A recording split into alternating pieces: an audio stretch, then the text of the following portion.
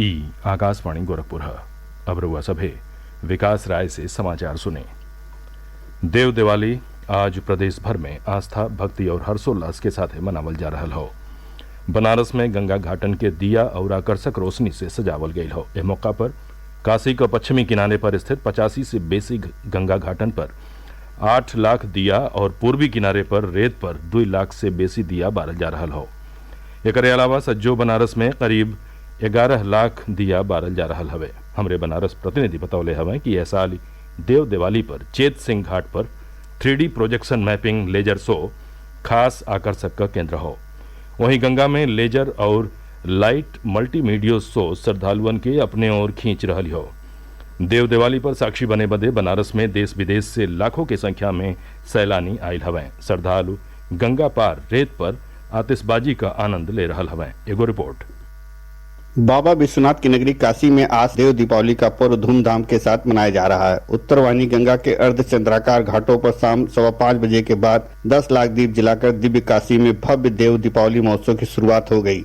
इसके साथ ही पूरे बनारस जिले में जन सहभागिता से करीब 21 लाख दिए जलाए जाने लगे हैं। देव दीपावली महोत्सव को देखते हुए श्री काशी विश्वनाथ मंदिर को 50 टन फूलों से आकर्षक ढंग से सजाया गया है। श्री काशी विश्वनाथ कॉरिडोर बनने के बाद ये पहली देव दीपावली है। देव दीपावली के अवसर पर जल, थल और नभ से काशी नगरी की सुरक्षा के इंतजाम किए गए हैं। ट्रैफिक व्यवस्था को सुचारू रखने के लिए पुलिस की ओर से रूट डाइवर्जन भी लागू किया गया है। देव दीपावली का पर्व कार्तिक पूर्णिमा के दिन मनाया जाता है, मगर इस बार कार्तिक पूर्णिमा यानी मंगलवार को चंद्र ग्रहण होने के कारण ज्योतिषाचार्यों और विद्वानों की सलाह पर देव दीपावली एक दिन पहले ही मनाई जा रही है। आकाशवाणी समाचार के लिए वाराणसी से मनीष सिंह। कार्तिक पूर्णवासी पर आज श्रद्धालु प्रदेश भर में पवित्र नदियन में नहा रहल हवें। बनारस में आज भिन्नहिए से लाखों की संख्या में श्रद्धालु गंगा स्नान कैलें। कार्तिक पूर्णवासी पर भगवान बुद्ध का पहला उपदेश स्थल बनारस के सारनाथ में देश विदेश से आयल हजारों बौद्ध भिक्षु लोग पवित्र अस्थि कलश का दर्शन कैलें। मूल गंधी कुटी विहार में भिन्नही 5 बजे विश्व शांति बदे पूजा के बाद पवित्र अस्थि कलश के शीशा के जार में रंग बिरंगा फूलन से सजा के रखल गये। श्रद्धालु भीड़ के देखे के एहवा सुरक्षा का कड़ेर इंतजाम कैल गये रहे।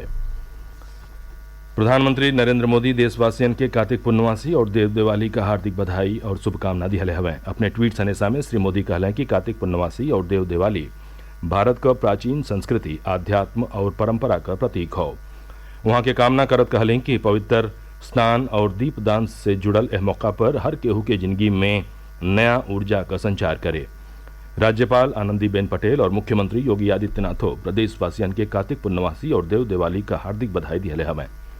मुख्यमंत्री एगो ट्वीट में कामना कैलें कि बाबा विश्वनाथ के पावन धरा पर मनावल जाए वाला ई महापर्व सज्जो श्रद्धालुअन के जिंदगी में सुख, समृद्धि और आरोग्यता के आशीर्वाद से अभिसिंचित करे। बनारस में काशी विश्वनाथ धाम के लोकार्पण के बाद आयोजित पहला देव दिवाली के ऐतिहासिक बनावे बदे भारतीय डाक विभाग 3 विशेष आवरण और विरूपण जारी कैले हो। ई आवरण और विरूपण देव दिवाली, श्री काशी विश्वनाथ धाम और गंगा आरती पर आधारित हो। बनारस का प्रधान डाकघर में आयोजित कार्यक्रम में उत्तर प्रदेश परिमंडल का chief postmaster general Kaushalendra Kumar Sinha और पोस्टमास्टर जनरल कृष्ण कुमार यादव संयुक्त रूप से आवरण और विरूपण का विमोचन कैलें।